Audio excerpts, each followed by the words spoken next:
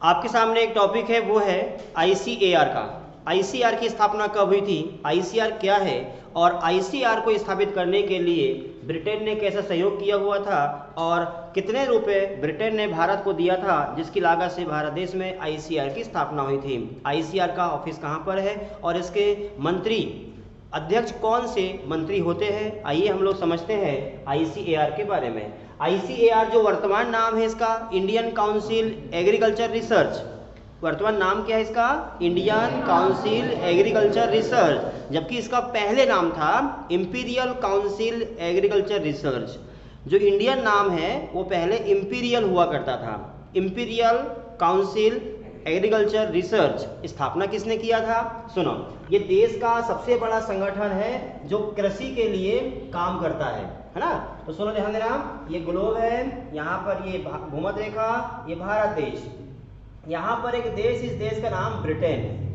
1905 का समय था भारत देश में। इस समय 1905 में एक वायसराय हुआ करता था, उसका नाम था लॉर्ड कर्जन। जैसे वर्तमान राष्ट्रपति होते हैं ऐसे पहले वायसराय हुआ करते थे, और उसके पहले भी गवर्नर जनरल हुआ करते थे, है ना। तो वायसराय लॉर्ड कर्जन थे। लॉर्ड कर्जन के कार्यकाल में एक विद्वान इंडिया आए, और इंडिया आए उस व्यक्ति का नाम था माइकल फेप्स। मैं लिखता हूं यहां पर माइकल फेप्स।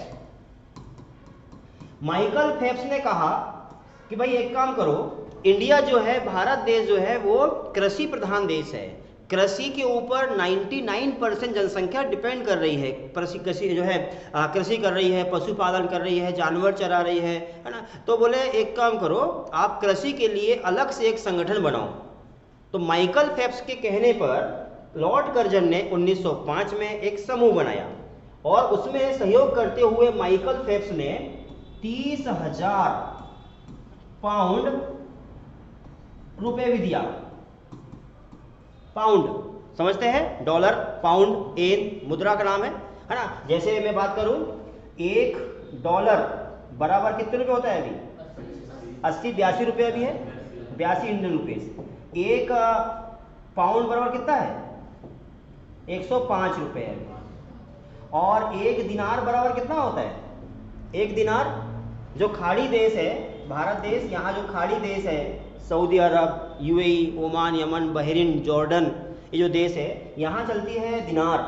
तो एक दिनार बराबर है 269 रुपीज इंडियन रुपीज, ये है वो, ठीक है। तो ऐसे ही माइकल फेप्स ने 30,000 पाउंड इंडिया को दिए। इस पाउंड से लॉर्ड कर्जन ने 1905 में एक समूह बनाया, उसका नाम था आईसीएआर। आईसीआर की स्थापना 1905 में हुई। इस समय इसका नाम था imperial council agriculture research. Question आता है यहाँ से कि आईसीआर का नाम पहले क्या था, तो आईसीआर का नाम था पहले imperial council of agriculture research, स्थापना 1905 में। 1905 से लेकर के 1929 तक, 1905 से 1929 तक इसका नाम रहता है imperial council of agriculture research. लेकिन 1929 का समय आता है, और 1929 में इसका नाम बदलकर इंपीरियल को हटा देते हैं, और नाम आता है इंडियन। तो Indian council of agriculture research 16 जुलाई 1929 को इसका नाम पड़ जाता है Indian council of agriculture research. समझ में आ गया। और इसका ऑफिस कहां पर है, हेड ऑफिस जो है यहाँ मध्य प्रदेश, और ये जो भाग है ये वाला बिहार। तो बिहार में पूसा नामक स्थान पर, पूसा केंद्र, पूसा जो बिल्डिंग है बिहार की, वहां पर इसका ऑफिस था। समझ में आ गया। आईसीएआर देश का सबसे बड़ा संगठन है जो कृषि के लिए काम करता है। स्थापना 1905 में। इस समय नाम था इसका imperial council of agriculture research, वर्तमान में नाम है उसका Indian council of agriculture research. समझ में आ गया। तो पता है आपको, यहां तक क्लियर हुआ कि नहीं हुआ, समझ में आ गया सबको, कोई दिक्कत पीछे कवर। अच्छा, उसके बाद क्या हुआ पता है, देखो 1905 से लेकर के 1900, अब देखो हेड ऑफिस जो हेड क्वार्टर है, 1905 से लेकर के 1934 तक इसका हेड ऑफिस बिहार के पूसा में रहता है। लेकिन 1934 में क्या हुआ, भूकंप आ गया, और भूकंप आया तो यहाँ जो बिल्डिंग थी पूसा बिल्डिंग वो टूट गई। अब कहाँ करे ऑफिस? तो 1934 में इसका ऑफिस बदल दिया गया दिल्ली।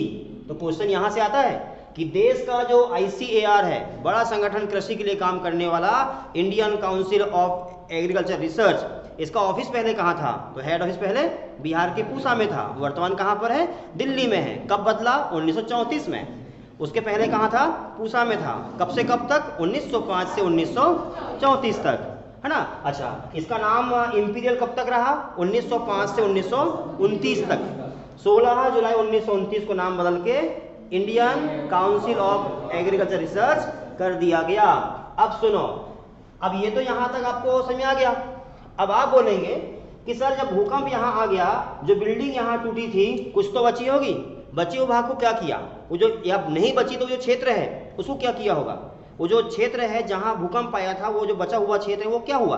तो वहां पर हुआ क्या है, वो जो बचा हुआ भाग है वहां एक विश्वविद्यालय खोला हमने बिहार में 1970 में, और वहां विश्वविद्यालय का नाम है राजेंद्र प्रसाद कृषि विश्वविद्यालय। क्वेश्चन ऐसे बनता है कि जहां पहले ICAR था वहां वर्तमान में कौन सा विश्वविद्यालय है? उसका नाम आएगा राजेंद्र प्रसाद कृषि विश्वविद्यालय। किसी दिक्कत? समझ में आ गया? अच्छा, यहां तक तो आपको कहानी क्लियर है। अब हम बात करें जो ICAR है, ICAR के प्रेसिडेंट कौन होते हैं? अध्यक्ष। तो 1947 में इसके अध्यक्ष थे पंजाब राव देशमुख। स्वतंत्र भारत के पहले अध्यक्ष का नाम था पंजाब राव देशमुख। क्वेश्चन आता है ICAR के जो अध्यक्ष होते हैं वो कृषि मंत्री होते हैं। तो 1947 में पहले जो कृषि मंत्री बनाए गए थे पंजाब राव देशमुख, मतलब इसके अध्यक्ष।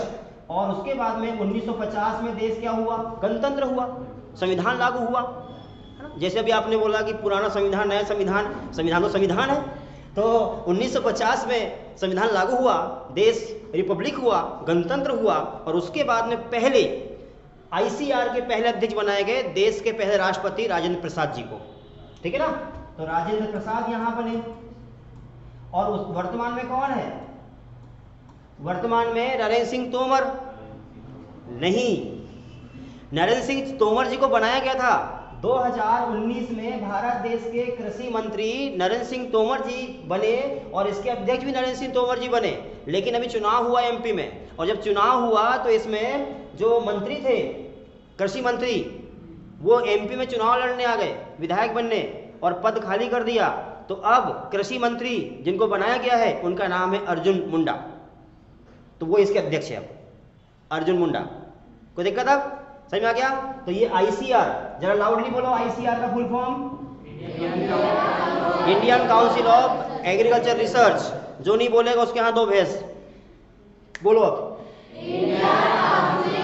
Agriculture research. हाँ, मतलब भैंस नहीं है, गाय है घर में। बकरी क्या है? गाय है। कल मक्खन लेगा 1 किलो बकरी वाला। नहीं, तुम लोग खाती बोल बकरी का मक्खन? क्या दूध पीती है बकरी वाला? कुछ नहीं। कर सुनो, याद हो गया? तो ICAR का पहले नाम क्या था? इंपीरियल। कब से कब तक? और 1929 में क्या हुआ? क्या? ठीक है, तो यहां तक आपको क्लियर हो चुका है। ठीक है ना। चलिए, अच्छी बात है, इसको लिखो फटाफट।